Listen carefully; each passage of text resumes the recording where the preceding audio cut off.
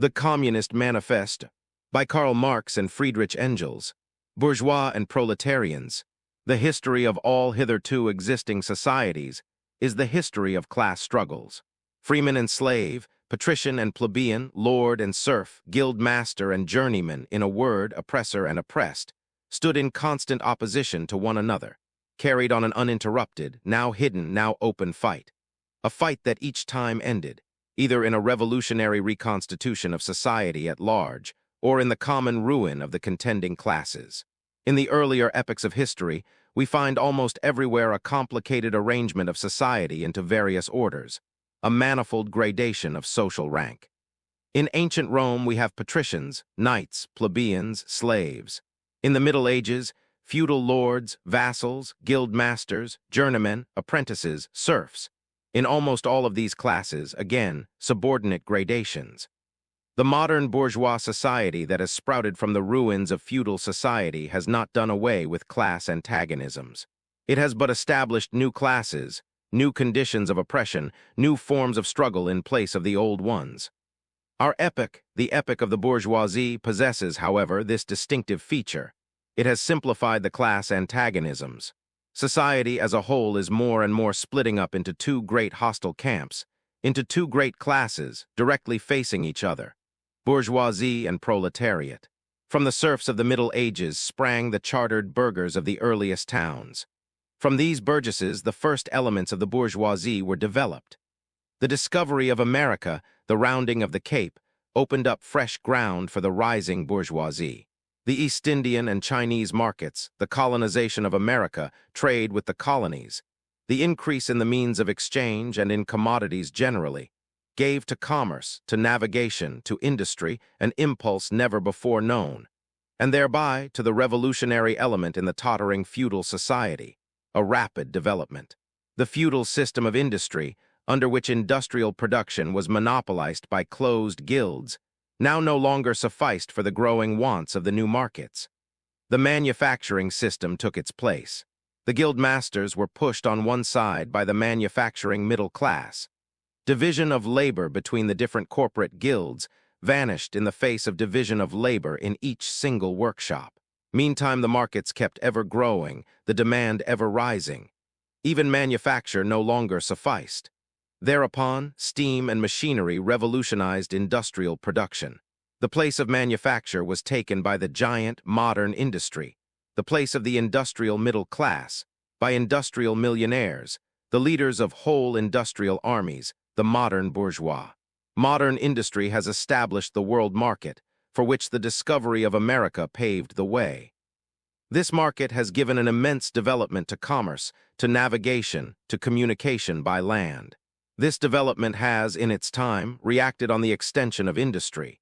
And in proportion as industry, commerce, navigation, railways extended, in the same proportion the bourgeoisie developed, increased its capital, and pushed into the background every class handed down from the Middle Ages.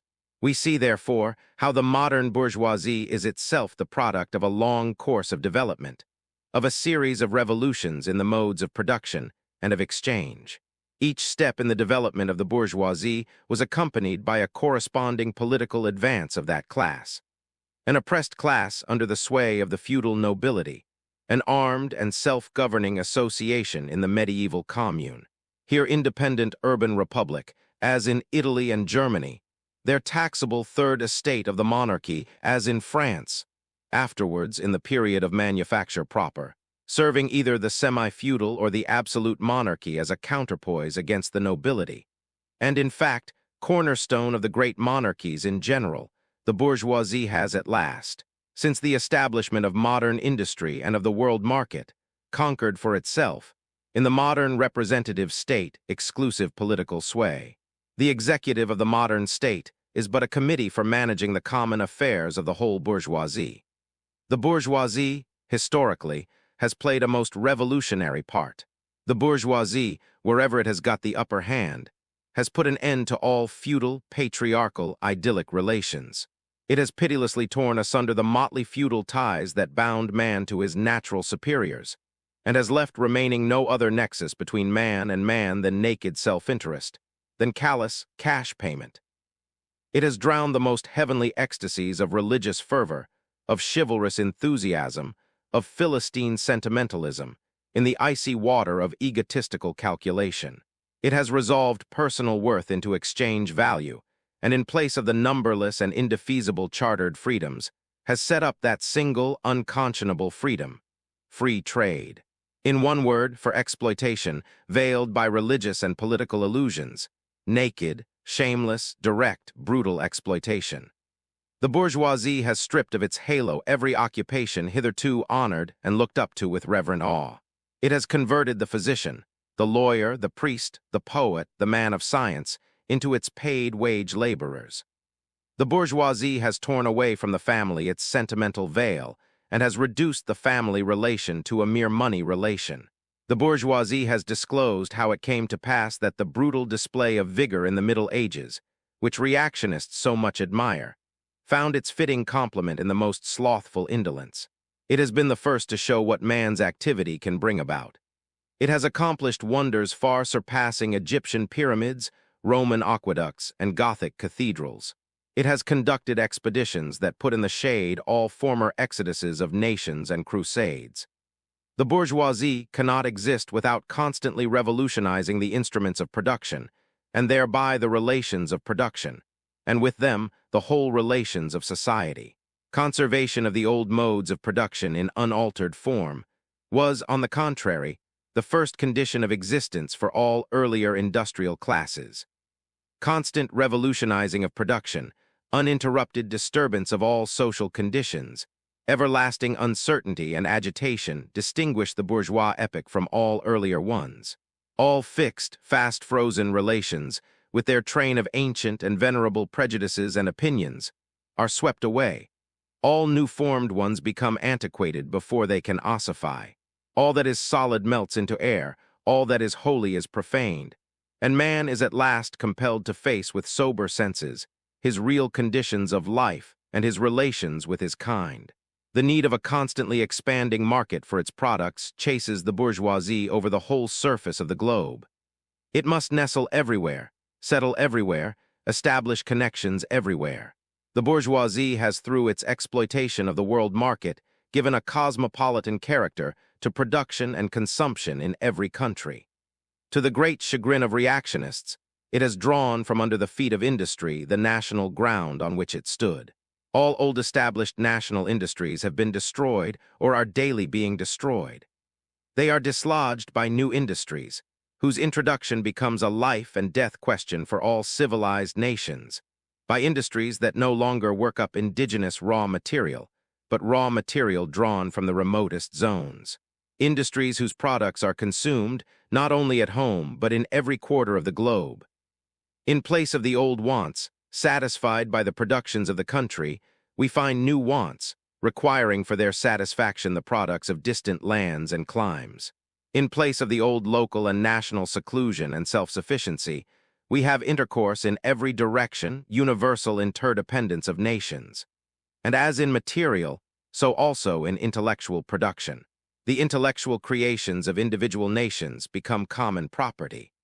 National one-sidedness and narrow-mindedness become more and more impossible, and from the numerous national and local literatures, there arises a world literature. The bourgeoisie, by the rapid improvement of all instruments of production, by the immensely facilitated means of communication, draws all, even the most barbarian, nations into civilization. The cheap prices of its commodities are the heavy artillery with which it batters down all Chinese walls, with which it forces the barbarians' intensely obstinate hatred of foreigners to capitulate. It compels all nations, on pain of extinction, to adopt the bourgeois mode of production. It compels them to introduce what it calls civilization into their midst, i.e., to become bourgeois themselves. In one word, it creates a world after its own image. The bourgeoisie has subjected the country to the rule of the towns. It has created enormous cities, has greatly increased the urban population as compared with the rural, and has thus rescued a considerable part of the population from the idiocy of rural life. Just as it has made the country dependent on the towns, so it has made barbarian and semi-barbarian countries dependent on the civilized ones, nations of peasants on nations of bourgeois, the East on the West.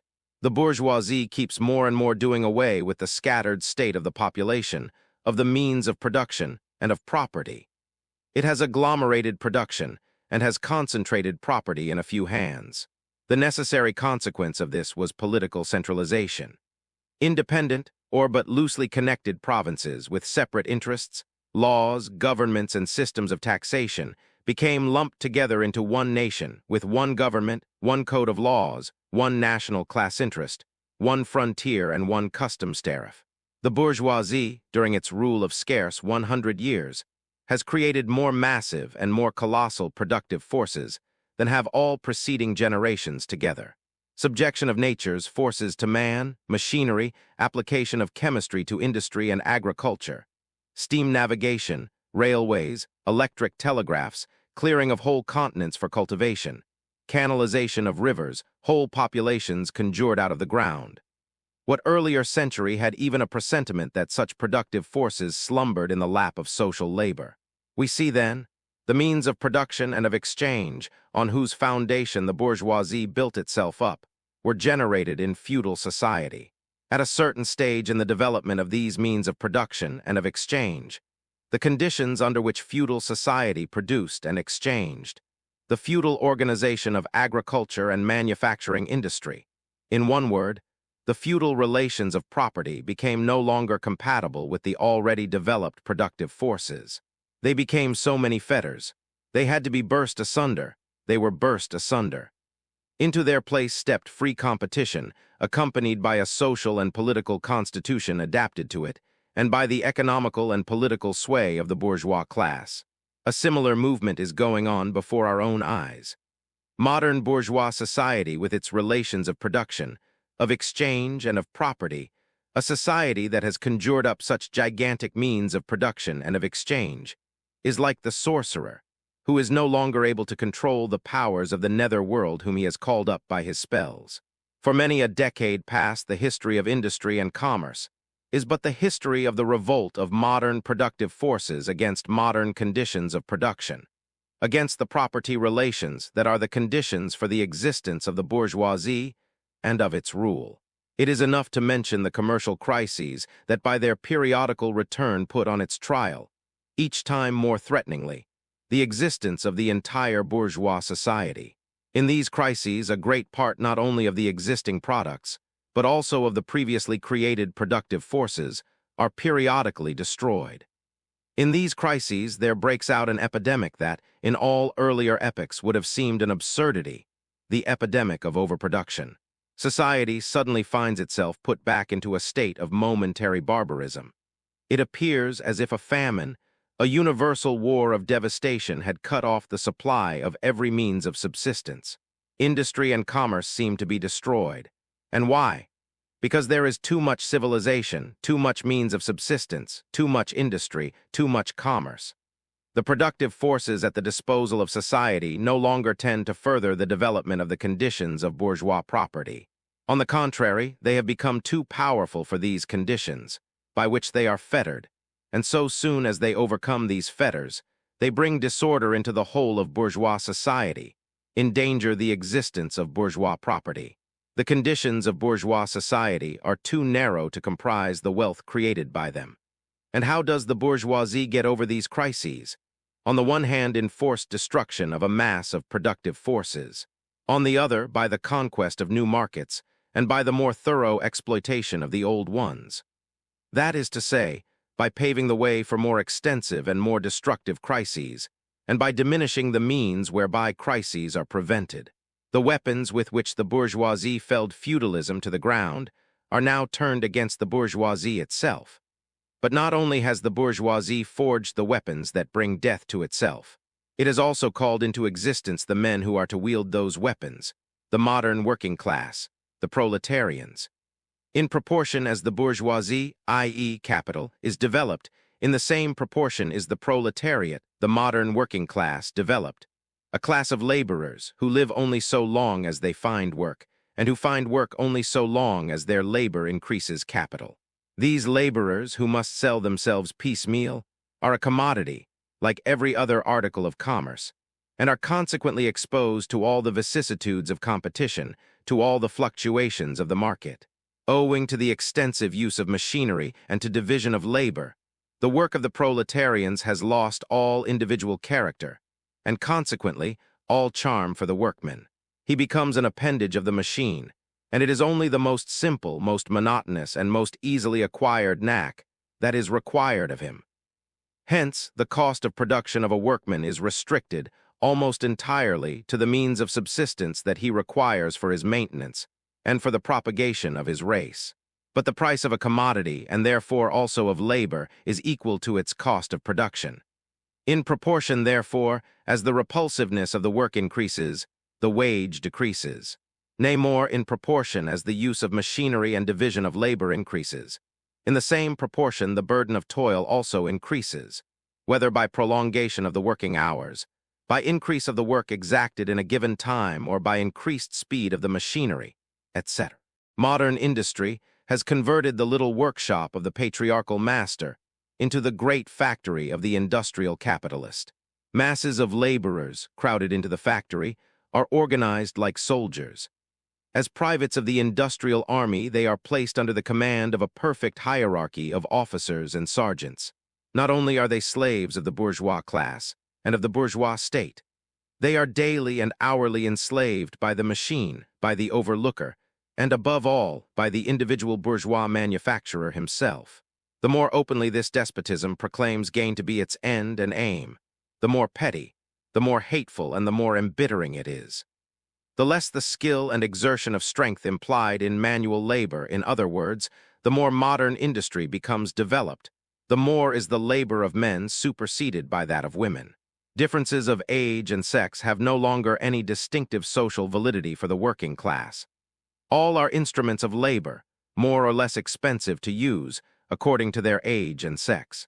No sooner is the exploitation of the laborer by the manufacturer so far at an end that he receives his wages in cash, than he is set upon by the other portions of the bourgeoisie, the landlord, the shopkeeper, the pawnbroker, etc., the lower strata of the middle class, the small tradespeople, shopkeepers, retired tradesmen generally, the handicraftsmen and peasants. All these sink gradually into the proletariat, partly because their diminutive capital does not suffice for the scale on which modern industry is carried on, and is swamped in the competition with the large capitalists, partly because their specialized skill is rendered worthless by the new methods of production. Thus the proletariat is recruited from all classes of the population. The proletariat goes through various stages of development. With its birth begins its struggle with the bourgeoisie. At first the contest is carried on by individual laborers, then by the workpeople of a factory, then by the operatives of one trade in one locality against the individual bourgeois who directly exploits them. They direct their attacks not against the bourgeois conditions of production, but against the instruments of production themselves. They destroy imported wares that compete with their labor. They smash to pieces machinery. They set factories ablaze. They seek to restore by force the vanished status of the workmen of the Middle Ages. At this stage, the laborers still form an incoherent mass scattered over the whole country and broken up by their mutual competition. If anywhere they unite to form more compact bodies, this is not yet the consequence of their own active union, but of the union of the bourgeoisie, which class, in order to attain its own political ends, is compelled to set the whole proletariat in motion, and is moreover yet, for a time, able to do so. At this stage, therefore, the proletarians do not fight their enemies, but the enemies of their enemies, the remnants of absolute monarchy, the landowners, the non-industrial bourgeois, the petty bourgeoisie. Thus, the whole historical movement is concentrated in the hands of the bourgeoisie. Every victory so obtained is a victory for the bourgeoisie. But with the development of industry, the proletariat not only increases in number, it becomes concentrated in greater masses. Its strength grows, and it feels that strength more. The various interests and conditions of life within the ranks of the proletariat are more and more equalized, in proportion as machinery obliterates all distinctions of labor, and nearly everywhere reduces wages to the same low level. The growing competition among the bourgeois and the resulting commercial crises make the wages of the workers ever more fluctuating. The unceasing improvement of machinery, ever more rapidly developing, makes their livelihood more and more precarious. The collisions between individual workmen and individual bourgeois take more and more the character of collisions between two classes. Thereupon, the workers begin to form combinations, trades unions, against the bourgeois. They club together in order to keep up the rate of wages. They found permanent associations in order to make provision beforehand for these occasional revolts. Here and there, the contest breaks out into riots. Now and then the workers are victorious, but only for a time. The real fruit of their battles lies not in the immediate result, but in the ever-expanding union of the workers. This union is helped on by the improved means of communication that are created by modern industry, and that place the workers of different localities in contact with one another. It was just this contact that was needed to centralize the numerous local struggles, all of the same character, into one national struggle between classes. But every class struggle is a political struggle, and that union, to attain which the burghers of the Middle Ages with their miserable highways required centuries, the modern proletarians, thanks to railways, achieve in a few years. This organization of the proletarians into a class, and consequently into a political party, is continually being upset again by the competition between the workers themselves. But it ever rises up again, stronger, firmer, mightier. It compels legislative recognition of particular interests of the workers by taking advantage of the divisions among the bourgeoisie itself. Thus the 10 Hours Bill in England was carried. Altogether, collisions between the classes of the old society further, in many ways, the course of development of the proletariat. The bourgeoisie finds itself involved in a constant battle, at first with the aristocracy, later on with those portions of the bourgeoisie itself, whose interests have become antagonistic to the progress of industry, at all times with the bourgeoisie of foreign countries. In all these battles it sees itself compelled to appeal to the proletariat, to ask for its help, and thus to drag it into the political arena. The bourgeoisie itself, therefore, supplies the proletariat with its own instruments of political and general education. In other words, it furnishes the proletariat with weapons for fighting the bourgeoisie. Further, as we have already seen, entire sections of the ruling classes are, by the advance of industry, precipitated into the proletariat, or are at least threatened in their conditions of existence. These also supply the proletariat with fresh elements of enlightenment and progress. Finally, in times when the class struggle nears the decisive hour, the process of dissolution going on within the ruling class, in fact within the whole range of society, assumes such a violent, glaring character that a small section of the ruling class cuts itself adrift and joins the revolutionary class, the class that holds the future in its hands. Just as, therefore, at an earlier period, a section of the nobility went over to the bourgeoisie, so now a portion of the bourgeoisie goes over to the proletariat, and in particular, a portion of the bourgeois ideologists who have raised themselves to the level of comprehending theoretically the historical movement as a whole. Of all the classes that stand face to face with the bourgeoisie today, the proletariat alone is a really revolutionary class. The other classes decay and finally disappear in the face of modern industry. The proletariat is its special and essential product. The lower middle class, the small manufacturer, the shopkeeper, the artisan, the peasant, all these fight against the bourgeoisie to save from extinction their existence as fractions of the middle class. They are therefore not revolutionary, but conservative. Nay more, they are reactionary, for they try to roll back the wheel of history. If by chance they are revolutionary, they are so only in view of their impending transfer into the proletariat. They thus defend not their present, but their future interests. They desert their own standpoint to place themselves at that of the proletariat.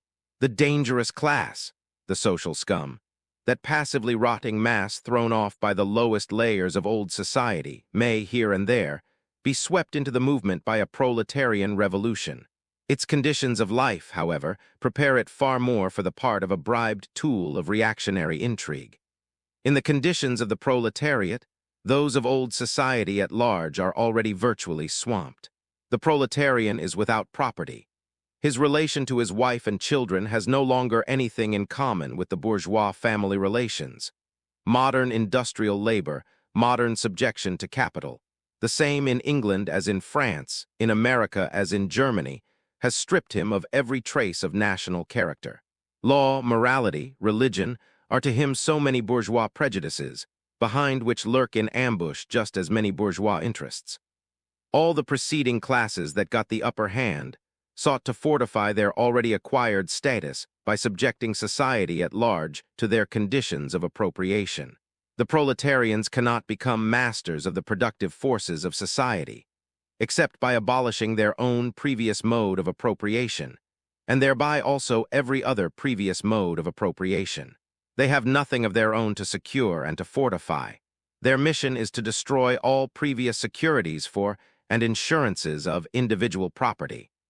All previous historical movements were movements of minorities, or in the interests of minorities. The proletarian movement is the self-conscious, independent movement of the immense majority, in the interests of the immense majority. The proletariat, the lowest stratum of our present society, cannot stir, cannot raise itself up, without the whole superincumbent strata of official society being sprung into the air. Though not in substance, yet in form, the struggle of the proletariat with the bourgeoisie is at first a national struggle. The proletariat of each country must, of course, first of all settle matters with its own bourgeoisie.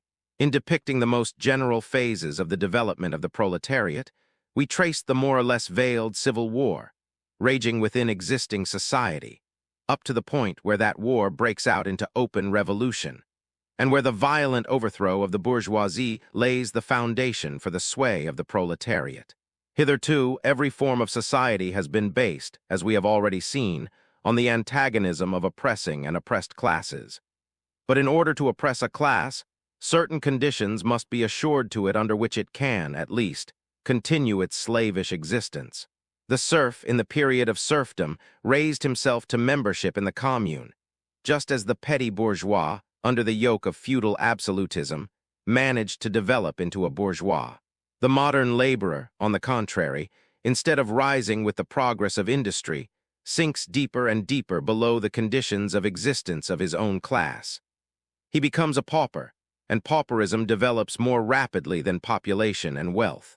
And here it becomes evident that the bourgeoisie is unfit any longer to be the ruling class in society, and to impose its conditions of existence upon society as an overriding law.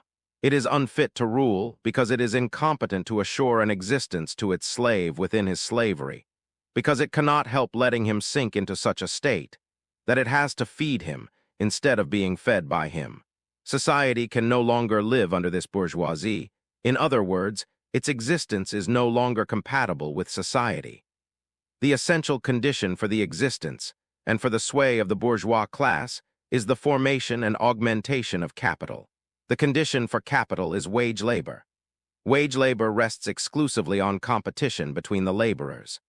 The advance of industry, whose involuntary promoter is the bourgeoisie, replaces the isolation of the laborers, due to competition, by their revolutionary combination, due to association. The development of modern industry, therefore, cuts from under its feet the very foundation on which the bourgeoisie produces and appropriates products.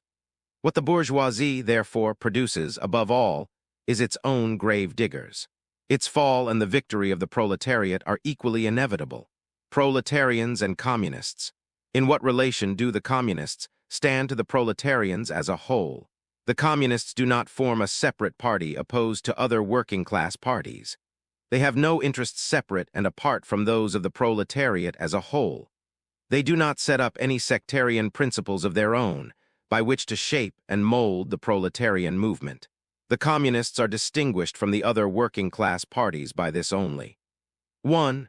In the national struggles of the proletarians of the different countries, they point out and bring to the front the common interests of the entire proletariat, independently of all nationality. 2. In the various stages of development which the struggle of the working class against the bourgeoisie has to pass through, they always and everywhere represent the interests of the movement as a whole. The communists, therefore, are on the one hand, practically, the most advanced and resolute section of the working class parties of every country, that section which pushes forward all others. On the other hand, theoretically, they have over the great mass of the proletariat the advantage of clearly understanding the line of march, the conditions, and the ultimate general results of the proletarian movement. The immediate aim of the communist is the same as that of all the other proletarian parties: formation of the proletariat into a class, overthrow of the bourgeois supremacy, conquest of political power by the proletariat. The theoretical conclusions of the communists are in no way based on ideas or principles that have been invented or discovered by this or that would-be universal reformer. They merely express, in general terms, actual relations springing from an existing class struggle, from a historical movement going on under our very eyes. The abolition of existing property relations is not at all a distinctive feature of communism. All property relations in the past have continually been subject to historical change, consequent upon the change in historical conditions. The French Revolution, for example, abolished feudal property in favor of bourgeois property. The distinguishing feature of communism is not the abolition of property generally, but the abolition of bourgeois property. But modern bourgeois private property is the final and most complete expression of the system of producing and appropriating products that is based on class antagonisms, on the exploitation of the many by the few. In this sense, the theory of the communists may be summed up in the single sentence: abolition of private property. We communists have been reproached with the desire of abolishing the right of personally acquiring property as the fruit of a man's own labor, which property is alleged to be the groundwork of all personal freedom, activity, and independence. Hard-won, self-acquired, self-earned property. Do you mean the property of the petty artisan and of the small peasant, a form of property that preceded the bourgeois form? There is no need to abolish that. The development of industry has to a great extent already destroyed it and is still destroying it daily. Or do you mean modern bourgeois private property? But does wage labor create any property for the laborer? Not a bit. It creates capital, i.e., that kind of property which exploits wage labor, and which cannot increase except upon condition of begetting a new supply of wage labor for fresh exploitation. Property in its present form is based on the antagonism of capital and wage labor. Let us examine both sides of this antagonism. To be a capitalist is to have not only a purely personal but a social status in production. Capital is a collective product, and only by the united action of many members, nay, in the last resort, only by the united action of all members of society, can it be set in motion. Capital is, therefore, not a personal, it is a social power. When, therefore, capital is converted into common property, into the property of all members of society, personal property is not thereby transformed into social property. It is only the social character of the property that is changed. It loses its class character. Let us now take wage labor. The average price of wage labor is the minimum wage, i.e., that quantum of the means of subsistence, which is absolutely requisite in bare existence as a laborer. What, therefore, the wage laborer appropriates by means of his labor merely suffices to prolong and reproduce a bare existence. We by no means intend to abolish this personal appropriation of the products of labor, an appropriation that is made for the maintenance and reproduction of human life, and that leaves no surplus wherewith to command the labor of others.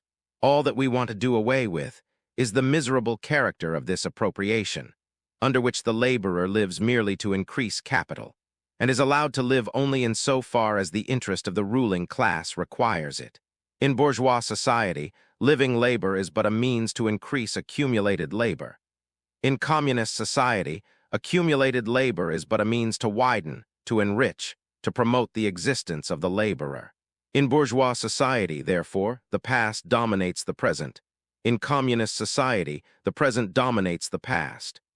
In bourgeois society, capital is independent and has individuality, while the living person is dependent and has no individuality. And the abolition of this state of things is called by the bourgeois abolition of individuality and freedom, and rightly so. The abolition of bourgeois individuality, bourgeois independence, and bourgeois freedom is undoubtedly aimed at. By freedom is meant, under the present bourgeois conditions of production, free trade, free selling and buying. But if selling and buying disappears, free selling and buying disappears also. This talk about free selling and buying, and all the other brave words of our bourgeoisie about freedom in general, have a meaning, if any, only in contrast with restricted selling and buying, with the fettered traders of the Middle Ages, but have no meaning when opposed to the communistic abolition of buying and selling, of the bourgeois conditions of production, and of the bourgeoisie itself. You are horrified at our intending to do away with private property. But in your existing society, private property is already done away with for 9/10 of the population. Its existence for the few is solely due to its non-existence in the hands of those 9/10. You reproach us, therefore, with intending to do away with a form of property, the necessary condition for whose existence is the non-existence of any property for the immense majority of society. In one word, you reproach us with intending to do away with your property. Precisely so, that is just what we intend. From the moment when labor can no longer be converted into capital, money, or rent, into a social power capable of being monopolized, i.e., from the moment when individual property can no longer be transformed into bourgeois property, into capital, from that moment, you say individuality vanishes. You must therefore confess that by individual, you mean no other person than the bourgeois, than the middle-class owner of property. This person must indeed be swept out of the way and made impossible. Communism deprives no man of the power to appropriate the products of society. All that it does is to deprive him of the power to subjugate the labor of others by means of such appropriation. It has been objected that upon the abolition of private property all work will cease, and universal laziness will overtake us. According to this, bourgeois society ought long ago to have gone to the dogs through sheer idleness. For those of its members who work acquire nothing, and those who acquire anything do not work. The whole of this objection is but another expression of the tautology, that there can no longer be any wage labor when there is no longer any capital. All objections urged against the communistic mode of producing and appropriating material products have, in the same way, been urged against the communistic modes of producing and appropriating intellectual products. Just as, to the bourgeois, the disappearance of class property is the disappearance of production itself, so the disappearance of class culture is to him identical with the disappearance of all culture. That culture, the loss of which he laments, is, for the enormous majority, a mere training to act as a machine. But don't wrangle with us so long as you apply, to our intended abolition of bourgeois property, the standard of your bourgeois notions of freedom, culture, law, etc. Your very ideas are but the outgrowth of the conditions of your bourgeois production and bourgeois property, just as your jurisprudence is but the will of your class made into a law for all, a will whose essential character and direction are determined by the economical conditions of existence of your class. The selfish misconception that induces you to transform into eternal laws of nature and of reason the social forms springing from your present mode of production and form of property, historical relations that rise and disappear in the progress of production. This misconception you share with every ruling class that has preceded you. What you see clearly in the case of ancient property, what you admit in the case of feudal property, you are of course forbidden to admit in the case of your own bourgeois form of property. Abolition of the family. Even the most radical flare up at this infamous proposal of the communists. On what foundation is the present family, the bourgeois family, based? On capital, on private gain. In its completely developed form, this family exists only among the bourgeoisie. But this state of things finds its complement in the practical absence of the family among the proletarians and in public prostitution. The bourgeois family will vanish as a matter of course when its complement vanishes, and both will vanish with the vanishing of capital. Do you charge us with wanting to stop the exploitation of children by their parents? To this crime we plead guilty. But you will say we destroy the most hallowed of relations when we replace home education by social. And your education, is not that also social and determined by the social conditions under which you educate, by the intervention, direct or indirect, of society by means of schools, etc.? The communists have not invented the intervention of society in education. They do but seek to alter the character of that intervention, and to rescue education from the influence of the ruling class. The bourgeois claptrap about the family and education, about the hallowed correlation of parent and child, becomes all the more disgusting, the more, by the action of modern industry, all family ties among the proletarians are torn asunder, and their children transformed into simple articles of commerce and instruments of labor. But you communists would introduce community of women, screams the whole bourgeoisie in chorus. The bourgeois sees in his wife a mere instrument of production. He hears that the instruments of production are to be exploited in common, and naturally can come to no other conclusion than that the lot of being common to all will likewise fall to the women. He has not even a suspicion that the real point is to do away with the status of women as mere instruments of production. For the rest, nothing is more ridiculous than the virtuous indignation of our bourgeois at the community of women which, they pretend, is to be openly and officially established by the communists. The communists have no need to introduce community of women. It has existed almost from time immemorial. Our bourgeois, not content with having the wives and daughters of their proletarians at their disposal, not to speak of common prostitutes, take the greatest pleasure in seducing each other's wives. Bourgeois marriage is in reality a system of wives in common, and thus, at the most, what the communists might possibly be reproached with is that they desire to introduce, in substitution for a hypocritically concealed, an openly legalized community of women. For the rest, it is self-evident that the abolition of the present system of production must bring with it the abolition of the community of women springing from that system, i.e., of prostitution both public and private.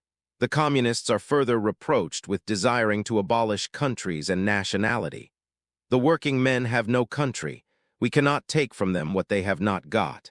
Since the proletariat must first of all acquire political supremacy, must rise to be the leading class of the nation, must constitute itself the nation. It is, so far, itself national, though not in the bourgeois sense of the word. National differences and antagonisms between peoples are daily more and more vanishing, owing to the development of the bourgeoisie, to freedom of commerce, to the world market, to uniformity in the mode of production and in the conditions of life corresponding thereto. The supremacy of the proletariat will cause them to vanish still faster. United action, of the leading civilized countries at least, is one of the first conditions for the emancipation of the proletariat. In proportion as the exploitation of one individual by another is put an end to, the exploitation of one nation by another will also be put an end to. In proportion as the antagonism between classes within the nation vanishes, the hostility of one nation to another will come to an end. The charges against communism made from a religious, a philosophical, and, generally, from an ideological standpoint, are not deserving of serious examination. Does it require deep intuition to comprehend that man's ideas, views, and conceptions, in one word, man's consciousness, changes with every change in the conditions of his material existence, in his social relations, and in his social life? What else does the history of ideas prove than that intellectual production changes its character in proportion as material production is changed? The ruling ideas of each age have ever been the ideas of its ruling class. When people speak of ideas that revolutionize society, they do but express the fact that within the old society, the elements of a new one have been created, and that the dissolution of the old ideas keeps even pace with the dissolution of the old conditions of existence. When the ancient world was in its last throes, the ancient religions were overcome by Christianity. When Christian ideas succumbed in the 18th century to rationalist ideas, feudal society fought its death battle with the then revolutionary bourgeoisie. The ideas of religious liberty and freedom of conscience merely gave expression to the sway of free competition within the domain of knowledge. Undoubtedly, it will be said, religious, moral, philosophical, and juridical ideas have been modified in the course of historical development. But religion, morality, philosophy, political science, and law constantly survived this change. There are, besides, eternal truths, such as freedom, justice, etc., that are common to all states of society. But communism abolishes eternal truths. It abolishes all religion and all morality instead of constituting them on a new basis. It therefore acts in contradiction to all past historical experience. What does this accusation reduce itself to?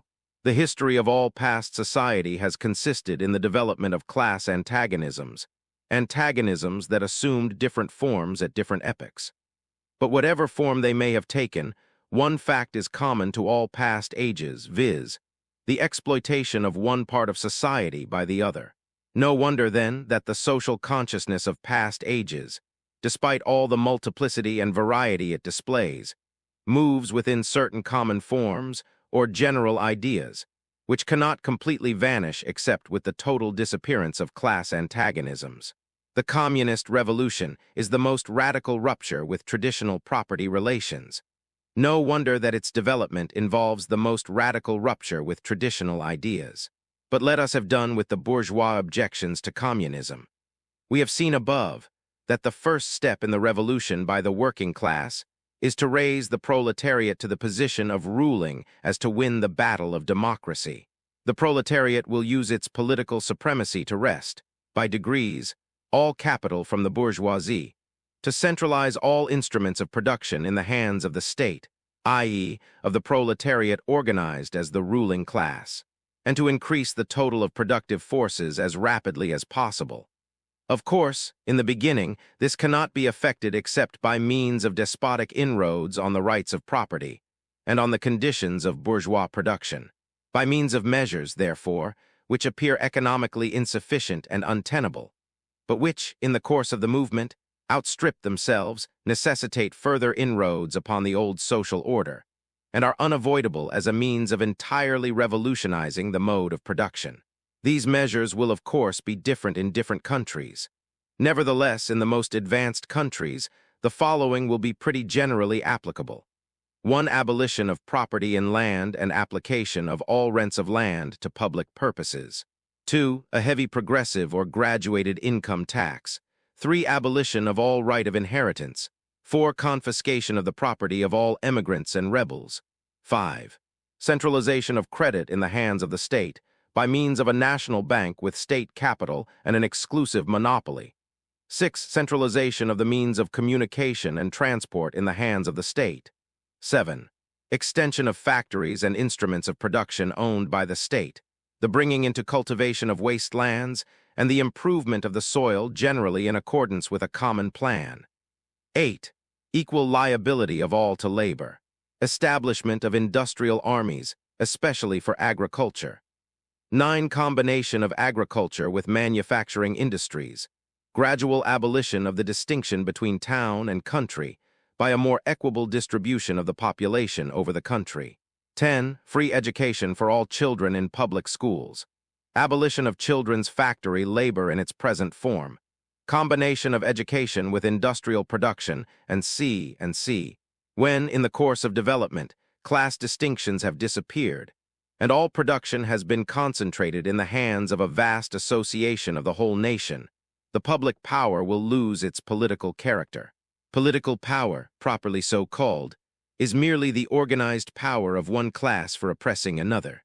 If the proletariat during its contest with the bourgeoisie is compelled, by the force of circumstances, to organize itself as a class, if, by means of a revolution, it makes itself the ruling class, and as such, sweeps away by force the old conditions of production, then it will, along with these conditions, have swept away the conditions for the existence of class antagonisms and of classes generally, and will thereby have abolished its own supremacy as a class. In place of the old bourgeois society, with its classes and class antagonisms, we shall have an association, in which the free development of each is the condition for the free development of all. Socialist and Communist literature. 1. Reactionary socialism. Owing to their historical position, it became the vocation of the aristocracies of France and England to write pamphlets against modern bourgeois society. In the French Revolution of July 1830, and in the English Reform agitation, these aristocracies again succumbed to the hateful upstart. Thenceforth, a serious political contest was altogether out of the question. A literary battle alone remained possible. But even in the domain of literature, the old cries of the Restoration period had become impossible. In order to arouse sympathy, the aristocracy were obliged to lose sight, apparently, of their own interests, and to formulate their indictment against the bourgeoisie in the interest of the exploited working class alone. Thus the aristocracy took their revenge by singing lampoons on their new master and whispering in his ears sinister prophecies of coming catastrophe. In this way arose feudal socialism, half lamentation, half lampoon, half echo of the past, half menace of the future, at times, by its bitter, witty, and incisive criticism, striking the bourgeoisie to the very heart's core, but always ludicrous in its effect, through total incapacity to comprehend the march of modern history. The aristocracy, in order to rally the people to them, waved the proletarian alms bag in front for a banner. But the people, so often as it joined them, saw on their hindquarters the old feudal coats of arms, and deserted with loud and irreverent laughter. One section of the French Legitimists and Young England exhibited this spectacle. In pointing out that their mode of exploitation was different to that of the bourgeoisie, the feudalists forget that they exploited under circumstances and conditions that were quite different, and that are now antiquated. In showing that, under their rule, the modern proletariat never existed, they forget that the modern bourgeoisie is the necessary offspring of their own form of society. For the rest, so little do they conceal the reactionary character of their criticism that their chief accusation against the bourgeoisie amounts to this: that under the bourgeois regime a class is being developed, which is destined to cut up root and branch the old order of society. What they upbraid the bourgeoisie with is not so much that it creates a proletariat, as that it creates a revolutionary proletariat. In political practice, therefore, they join in all coercive measures against the working class. And in ordinary life, despite their highfalutin phrases, they stoop to pick up the golden apples dropped from the tree of industry, and to barter truth, love, and honor for traffic in wool, beetroot sugar, and potato spirits. As the parson has ever gone hand in hand with the landlord, so has clerical socialism with feudal socialism. Nothing is easier than to give Christian asceticism a socialist tinge. Has not Christianity declaimed against private property, against marriage, against the state?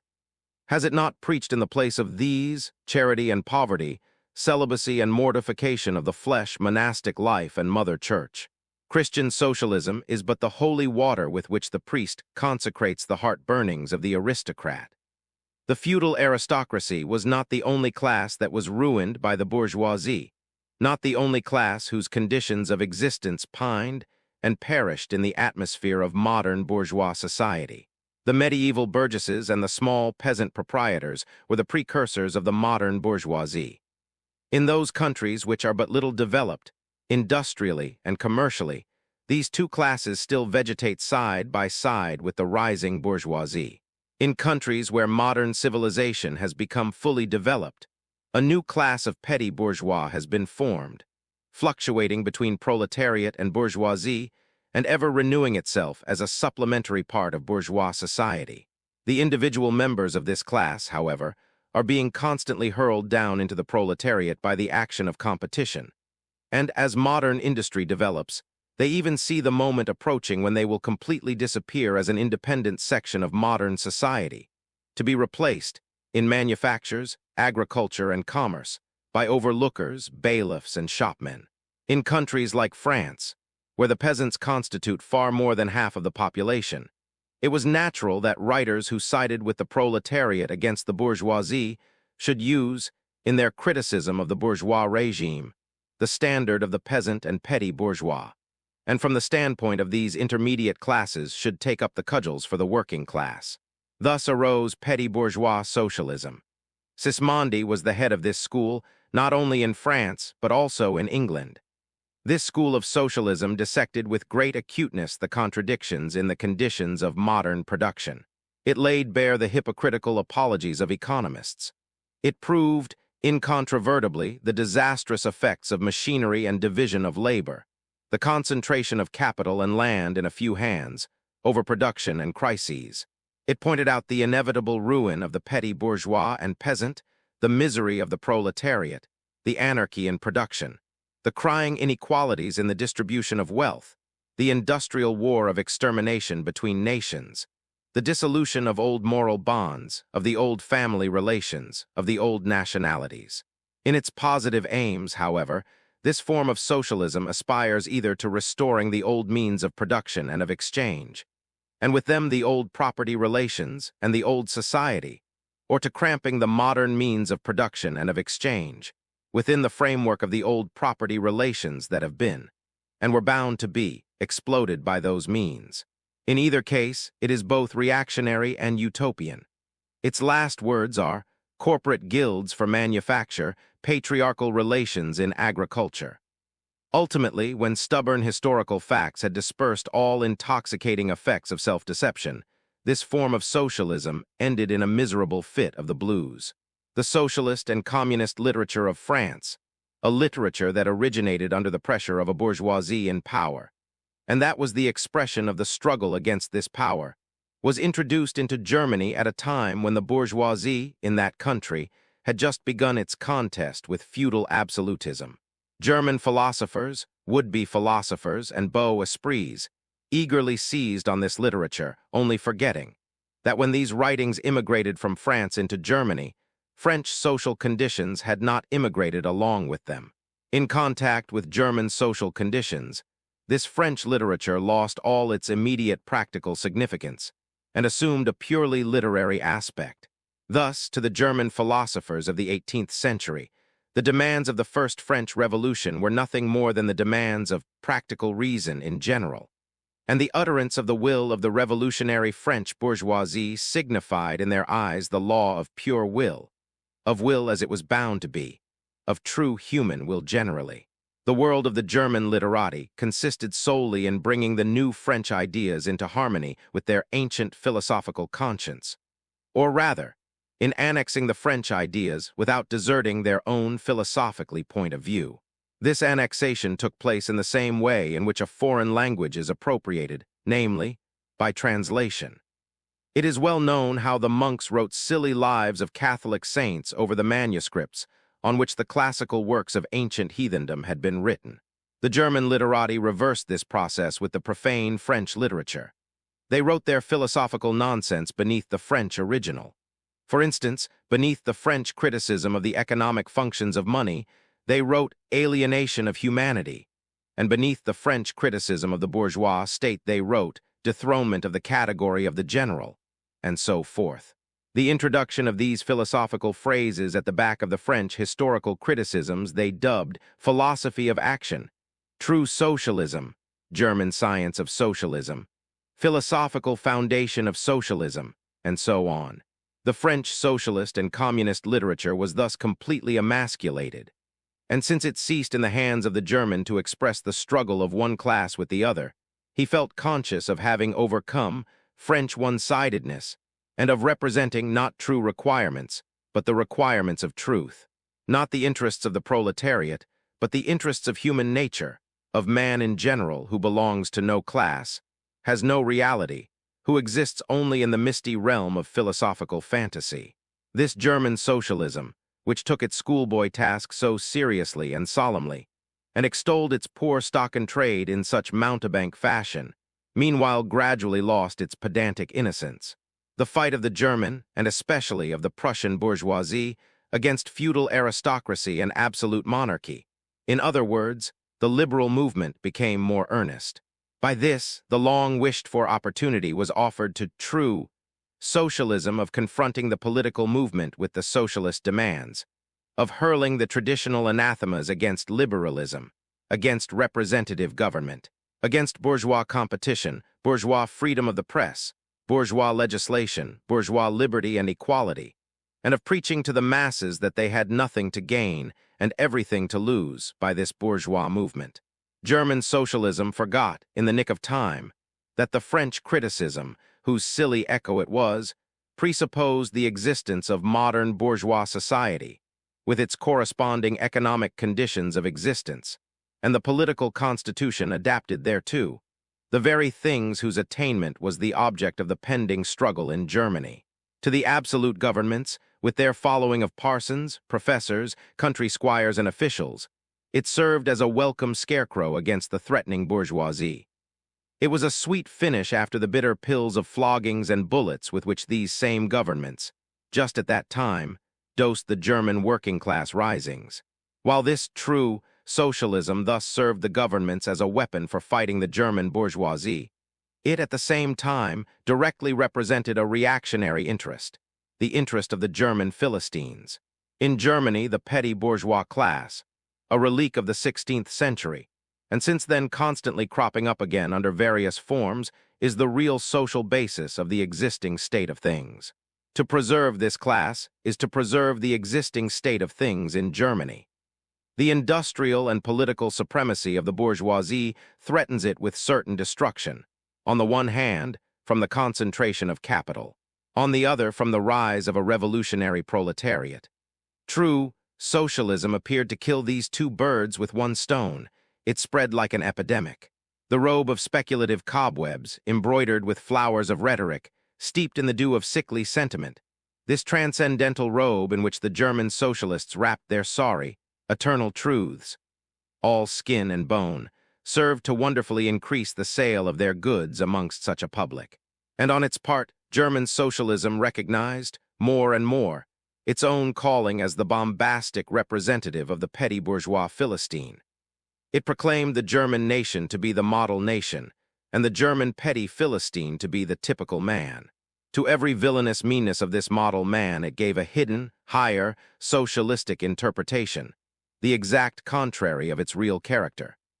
It went to the extreme length of directly opposing the brutally destructive tendency of communism, and of proclaiming its supreme and impartial contempt of all class struggles. With very few exceptions, all the so-called socialist and communist publications that now, 1847, circulate in Germany belong to the domain of this foul and enervating literature. 2. Conservative or bourgeois socialism. A part of the bourgeoisie is desirous of redressing social grievances in order to secure the continued existence of bourgeois society. To this section belong economists, philanthropists, humanitarians, improvers of the condition of the working class, organizers of charity, members of societies for the prevention of cruelty to animals, temperance fanatics, hole-and-corner reformers of every imaginable kind. This form of socialism has, moreover, been worked out into complete systems. We may cite Proudhon's philosophy de la misère as an example of this form. The socialistic bourgeois want all the advantages of modern social conditions without the struggles and dangers necessarily resulting therefrom. They desire the existing state of society minus its revolutionary and disintegrating elements. They wish for a bourgeoisie without a proletariat. The bourgeoisie naturally conceives the world in which it is supreme to be the best, and bourgeois socialism develops this comfortable conception into various more or less complete systems. In requiring the proletariat to carry out such a system, and thereby to march straightway into the social New Jerusalem, it but requires in reality that the proletariat should remain within the bounds of existing society, but should cast away all its hateful ideas concerning the bourgeoisie. A second and more practical, but less systematic, form of this socialism sought to depreciate every revolutionary movement in the eyes of the working class, by showing that no mere political reform, but only a change in the material conditions of existence, in economic relations, could be of any advantage to them. By changes in the material conditions of existence, this form of socialism, however, by no means understands abolition of the bourgeois relations of production, an abolition that can be effected only by a revolution, but administrative reforms, based on the continued existence of these relations. Reforms, therefore, that in no respect affect the relations between capital and labor, but, at the best, lessen the cost and simplify the administrative work of bourgeois government. Bourgeois socialism attains adequate expression when and only when it becomes a mere figure of speech. Free trade, for the benefit of the working class, protective duties, for the benefit of the working class, prison reform, for the benefit of the working class. This is the last word and the only seriously meant word of bourgeois socialism. It is summed up in the phrase, the bourgeois is a bourgeois for the benefit of the working class. 3. Critical utopian socialism and communism. We do not here refer to that literature which, in every great modern revolution, has always given voice to the demands of the proletariat, such as the writings of Babeuf and others. The first direct attempts of the proletariat to attain its own ends, made in times of universal excitement, when feudal society was being overthrown. These attempts necessarily failed, owing to the then undeveloped state of the proletariat, as well as to the absence of the economic conditions for its emancipation, conditions that had yet to be produced and could be produced by the impending bourgeois epoch alone. The revolutionary literature that accompanied these first movements of the proletariat had necessarily a reactionary character. It inculcated universal asceticism and social leveling in its crudest form. The socialist and communist systems properly so called, those of Saint-Simon, Fourier, Owen, and others, spring into existence in the early undeveloped period described above, of the struggle between proletariat and bourgeoisie. See Section 1. Bourgeois and proletarians. The founders of these systems see, indeed, the class antagonisms as well as the action of the decomposing elements in the prevailing form of society. But the proletariat, as yet in its infancy, offers to them the spectacle of a class without any historical initiative or any independent political movement. Since the development of class antagonism keeps even pace with the development of industry, the economic situation, as they find it, does not as yet offer to them the material conditions for the emancipation of the proletariat. They therefore search after a new social science, after new social laws that are to create these conditions. Historical action is to yield to their personal inventive action, historically created conditions of emancipation to fantastic ones, and the gradual, spontaneous class organization of the proletariat to the organization of society specially contrived by these inventors. Future history resolves itself, in their eyes, into the propaganda and the practical carrying out of their social plans. In the formation of their plans, they are conscious of caring chiefly for the interests of the working class, as being the most suffering class. Only from the point of view of being the most suffering class does the proletariat exist for them. The undeveloped state of the class struggle, as well as their own surroundings, causes socialists of this kind to consider themselves far superior to all class antagonisms. They want to improve the condition of every member of society, even that of the most favored. Hence, they habitually appeal to society at large without distinction of class, nay, by preference to the ruling class. For how can people, when once they understand their system, fail to see in it the best possible plan of the best possible state of society? Hence, they reject all political and especially all revolutionary action. They wish to attain their ends by peaceful means, and endeavor, by small experiments, necessarily doomed to failure, and by the force of example, to pave the way for the new social gospel. Such fantastic pictures of future society, painted at a time when the proletariat is still in a very undeveloped state, and has but a fantastic conception of its own position, correspond with the first instinctive yearnings of that class for a general reconstruction of society. But these socialist and communist publications contain also a critical element. They attack every principle of existing society. Hence, they are full of the most valuable materials for the enlightenment of the working class. The practical measures proposed in them, such as the abolition of the distinction between town and country, of the family, of the carrying on of industries for the account of private individuals, and of the wage system, the proclamation of social harmony, the conversion of the functions of the state into a mere superintendence of production. All these proposals point solely to the disappearance of class antagonisms which were, at that time, only just cropping up, and which, in these publications, are recognized in their earliest, indistinct and undefined forms only. These proposals, therefore, are of a purely utopian character. The significance of critical utopian socialism and communism bears an inverse relation to historical development. In proportion as the modern class struggle develops and takes definite shape, this fantastic standing apart from the contest, these fantastic attacks on it, lose all practical value and all theoretical justification. Therefore, although the originators of these systems were, in many respects, revolutionary, their disciples have, in every case, formed mere reactionary sects. They hold fast by the original views of their masters, in opposition to the progressive historical development of the proletariat. They therefore endeavor, and that consistently, to deaden the class struggle and to reconcile the class antagonisms.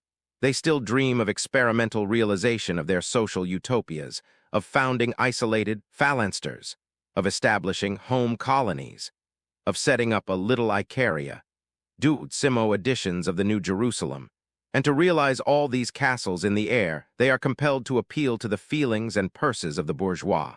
By degrees, they sink into the category of the reactionary conservative socialists depicted above, differing from these only by more systematic pedantry, and by their fanatical and superstitious belief in the miraculous effects of their social science. They therefore violently oppose all political action on the part of the working class. Such action, according to them, can only result from blind unbelief in the new gospel. The Owenites in England and the Fourierists in France, respectively, oppose the Chartists and the Réformistes. Position of the Communists in relation to the various existing opposition parties.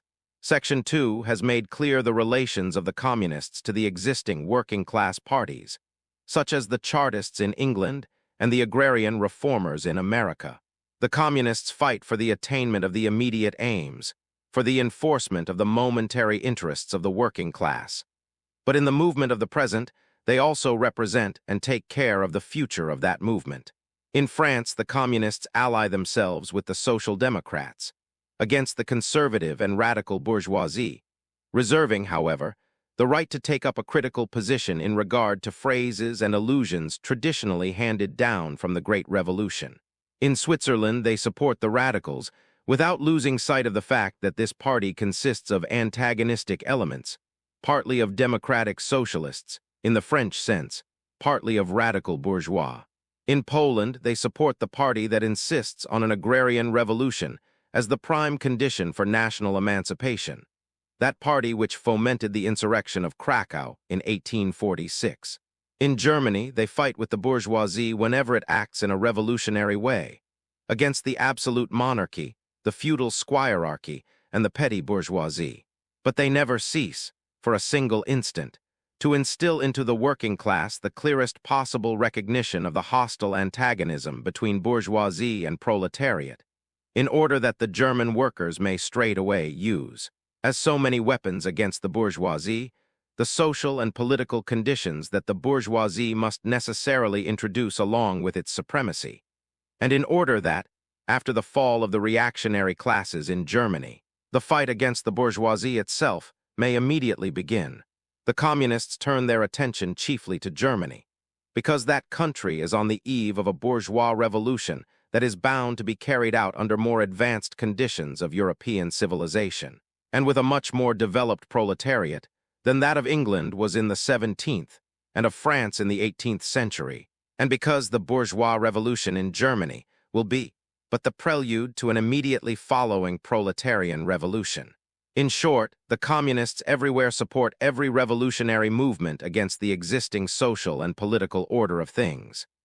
In all these movements, they bring to the front, as the leading question in each, the property question, no matter what its degree of development at the time.